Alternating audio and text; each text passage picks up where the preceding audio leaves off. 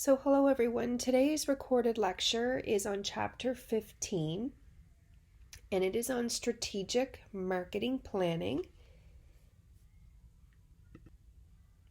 On this slide here, these are the learning outcomes attached to this chapter. So, once we've gone through this chapter, these are the things that you will be able to do. The opening vignette in this chapter is on AMJ Campbell, and as the Vice President of Marketing and Business Development for AMJ, Denis Cordic can see clear connections between the businesses, sports celebrities, and the people he works with.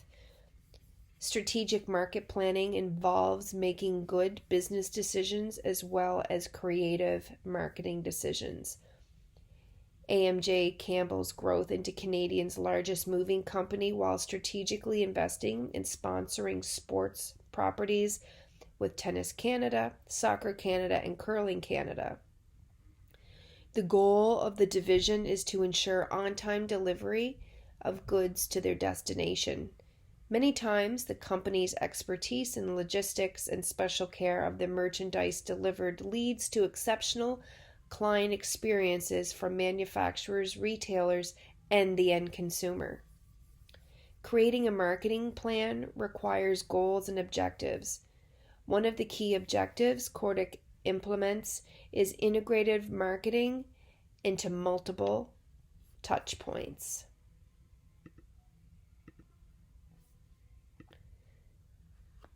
There are two basic kinds of organizations out there: a business firm and a non-profit organization. A business firm is a privately owned organization that serves its customers in order to earn a profit, which is both the reward to the business for the risk it undertakes in offering a product for sale and the money left over after a firm's total expenses are subtracted from their total sales. A nonprofit organization is a non-governmental organization that serves its customers but does not have a profit as an organizational goal. Some examples are like museums, orchestras, hospitals.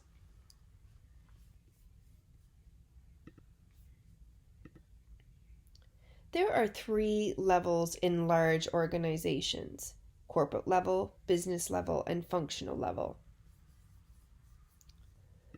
And you can see this represented in this slide in figure 15.1. Corporate level is top management directs the overall strategy for the entire organization, focuses on interests of the shareholders of the firm as measured by like stock performance and profitability. The multi-market, multi-product firms manage strategic business unit, strategic business segment, and product market unit. Then you have the business unit level. They set direction for individual products and markets. And then you have the functional level. So each business unit has marketing and other specialized activities such as finance, manufacturing, and human resources.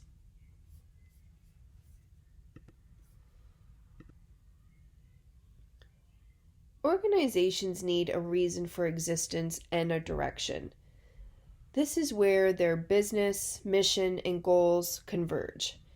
Business and mission apply to the corporate and business unit levels. Goals relate to all 3 levels. Once the strategy of an organization or an organization initiative is defined, business leaders collaborate to develop a business plan. And through that business plan, that's where you convey the value of your company to your investors, employees, and future partners, all those stakeholders. This is also where you start to identify your SWOT analysis: strengths, weaknesses, opportunities, and threats. And then you developing a marketing plan based around the marketing mix or the 4 Ps. By understanding its business, an organization can define its mission, which is a statement of the organization's scope, often identifying its customers, markets, products, technology, and also values. Organizations must connect not just with their customers, but also their stakeholders, Those are the people who are affected by what the organization does and how well it performs. Stakeholders can include employees, owners, board members, suppliers, distributors, unions, local communities, and also their customers.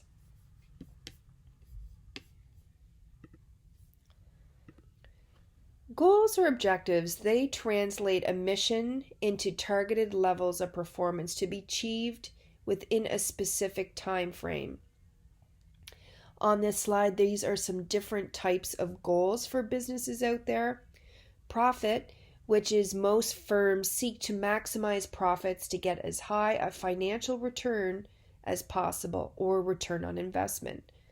When it comes to sales, a firm may elect to maintain or increase its sales level even though profitability may not be maximized. Market share. This is where a firm may choose to maintain or increase its market share, sometimes at the expense of greater profits if industry status or prestige is the desired goal. Please remember the definition of market share is the ratio of sales revenue of the firm to the total sales revenue of all firms in that industry, including that firm itself. Moving down to quality, this is where a firm may target the highest quality, as Rolex does in its luxury wristwatch. Moving over to customer satisfaction, this is where customers are the key to an organization's success, so that their perceptions and actions are the most vital importance. Their satisfaction can be measured directly through surveys. Then moving to employee welfare. This is where a firm may recognize the critical importance of its employees by having an explicit goal stating its commitment to good employee opportunities and also working conditions. Then over in the red box here is social responsibility. This is where a firm may seek to balance conflicting goals of stakeholders to promote overall welfare even at the expense of profits.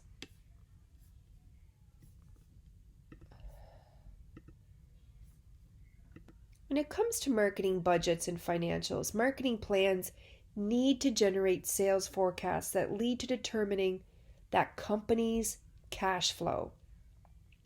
They can either be considered realistic, optimistic, or even pessimistic in their forecasting. This is also where you review past sales, take a look at upcoming contracts, and make any market predictions based on any emerging trends that are happening out there in the marketing environment. Marketing dashboards allow marketing managers to know whether they are making progress regarding their strategic direction. It is a visual computer display of the essential information related to achieving a marketing objective. It's often computer-based display with real-time information and also active hyperlinks. Dashboard designers take great care to show graphics and tables in easy to understand formats to enable clear interpretation at a glance.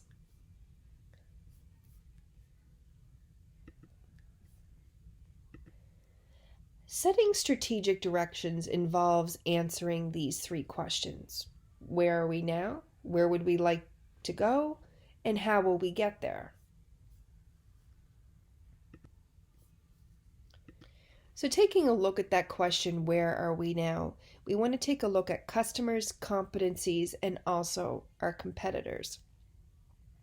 When it comes to our customers, strategic directions must be customer focused and provide genuine value and benefits to present and also prospective customers. When it comes to competencies, we want to answer the question, what do we do best? And competencies are an organization's special capabilities, including our skills, technologies, and resources that distinguishes us from other organizations. And we also want to take a look at our competitive advantage, which is what makes us unique relative to our competitors. And it's often based on quality, time, cost, and also our innovations. Then when it comes to taking a look at our competitors, this is in a global competition. The lines among competitive sectors are increasingly blurred. So successful firms continuously assess both who the competitors are and how they are changing in order to respond to their own strategies. For example, Loblaws competes directly with other supermarkets such as Sobeys and Safeway. At the same time, it also competes with mass merchandisers such as Walmart superstores, which carry groceries, and it also competes with warehouse clubs such as Costco. Loblaws also carries many pharmacy items, which can be put into direct competition with pharmacies such as Shoppers Drug Mart and PharmaPlus. Shoppers Drug Mart is beginning to carry many new lines of cosmetics, which puts it into direct competition with department stores such as The Bay, which traditionally carries many lines of cosmetics.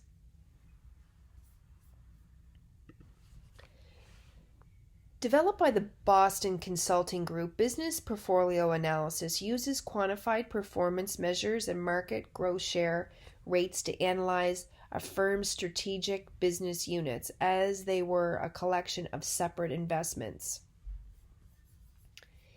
In this figure here on this slide, cash cows, which is the lower left, are strategic business units that typically generate large amounts of cash, far more than they can invest profitably in their own product line. They have a dominant share of slow growth market and provide cash to pay large amounts of company overhead and to invest in other strategic business units. Stars, the top left, are strategic business units with a high share of high growth markets that may need extra cash to finance their own rapid future growth. When their growth slows, they are likely to become cash cows. Question marks, or problem children, are strategic business units with a low share of high growth markets. They require large injections of cash just to maintain their market share and even more to increase it. Their name implies management's dilemma for those strategic business units, choosing the right ones to invest in and phasing out the rest. Dogs, the lower right, are strategic business units with a low share of low growth markets. Although they may generate enough cash to sustain themselves, they do not hold the promise of ever becoming real winners for that firm. Dropping strategic business units that are dogs may be required except when other relationships with other strategic business units, competitive considerations, or potential strategic alliances exist. Firms view growth products via markets and products, as you can see in this figure 15.4, where on one side you have current market, new market, and along the top you have current product or a new product. Firms consider these four alternative product market strategies. Market penetration is where you have an increased sales of present products in existing markets. There is no change in the basic product line or the market served, but increased sales are possible by selling more ice cream by better promotion or distribution. Market development, this is where you sell existing products to new markets, such as a new geographic region. So example, selling existing Ben & Jerry's super premium ice cream to Brazil for the first time. Product development is where you sell a new product to existing markets. For example, Unilever could try selling a new product such as frozen yogurt under the Ben & Jerry's brand in North America.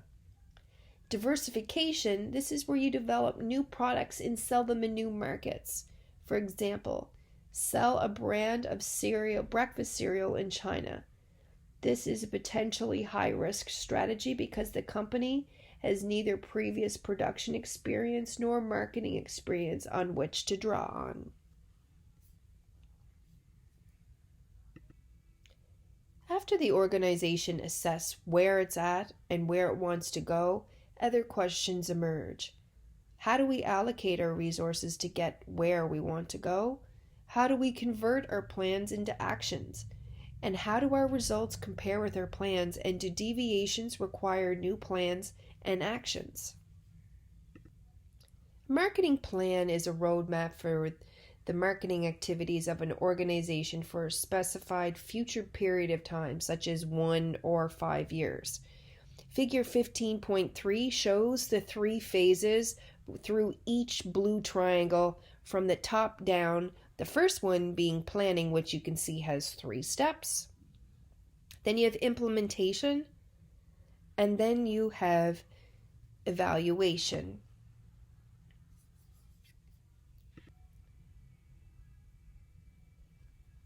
So step 1 with the situational analysis, this involves taking stock of where the firm or product has been recently, where it is now, where it is headed in light of the organization's plans, and the external factors and trends affecting it.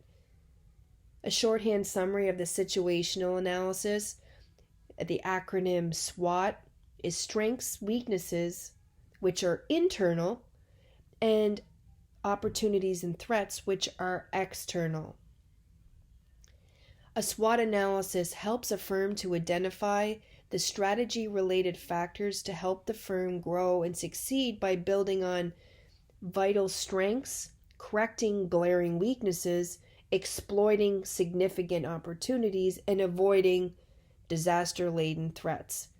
A SWOT analysis is based on the exhaustive study of the four areas in step 1 of the planning phase and forms the foundation on which the firm builds its market program. It identifies trends in the firm's industry. It analyzes the firm's competitors. It assesses the firm itself, and it researches the firm's present and prospective customers. So steps 1 and steps 2 of the process answer the who and the what. So in determining which products will be directed towards which customers is essential to develop an effective marketing program.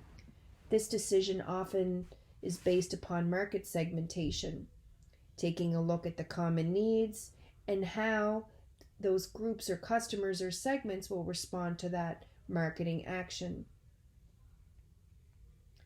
Goal setting involves setting measurable marketing objectives that are to be achieved. For an entire marketing program, the objective is often a series of actions to be implemented over several years.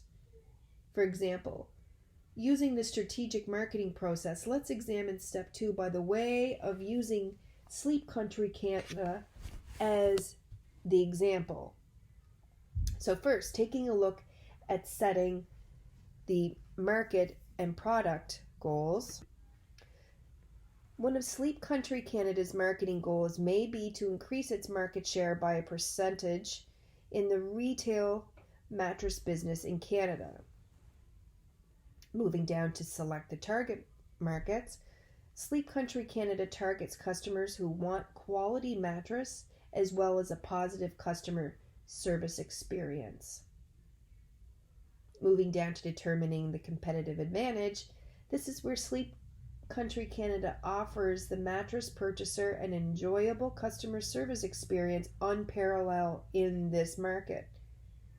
Then moving down to position the product, Sleep Country Canada is positioned as a mattress specialist that offers quality products with the added benefit of courteous and knowledgeable staff in an attractive in-store setting with a convenient delivery service. Steps 1 and 2 in this process answers the who and the what. Then moving on to step 3, this is where we get to answer the how.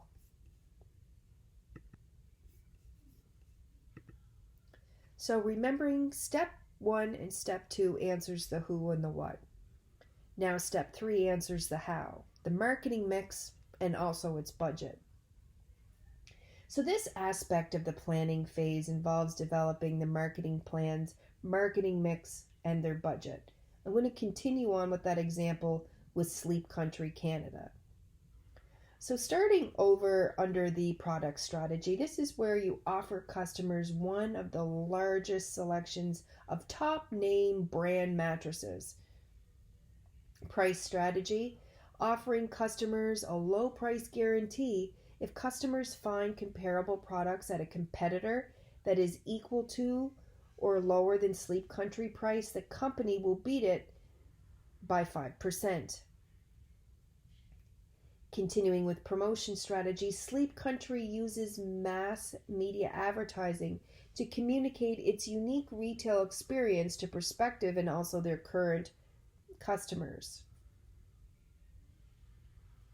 The place strategy, this is where Sleep Country Canada is conveniently located in 5 Canadian provinces with 148 stores in total. Their budget, after developing a sales forecast, a budget is developed that must be approved by the top management. In this figure 15.7 seen on this slide, putting the marketing program into effect requires the firm commitment, time, and money to put into it. You prepare sales forecasts and establish a budget that must be approved, like I mentioned, by top management. Putting together product, price, place, and promotion so that it comes into one cohesive marketing program. As you can see by the bottom of this slide, all the pieces of the puzzle coming together. An organization needs to invest time and resources into the planning phase of the marketing plan, but just as important is the implementation phase. The implementation phase is the part of the process that executes the individual tactics that support the marketing strategy. The marketing strategy means by which a marketing goal is to be achieved, usually categorized by a specific target market and a marketing program to reach it. And all those tactics are the detailed day-to-day operational decisions essential to the overall success of the marketing strategy. When it comes to obtaining the resources, the responsible marketing manager must obtain the people and the money necessary to succeed. Taking a look at designing that marketing organization, a marketing program needs a marketing organization that is going to implement it. The responsibilities of all individuals within the marketing organization need to be specified. Then you need to take a look at developing schedules. Effective implementation requires deadlines, scheduling important milestones, and then meeting them. You want to make sure that you are executing that marketing program. Through effective execution requires attention to detail for both marketing strategies and those tactics that I just mentioned.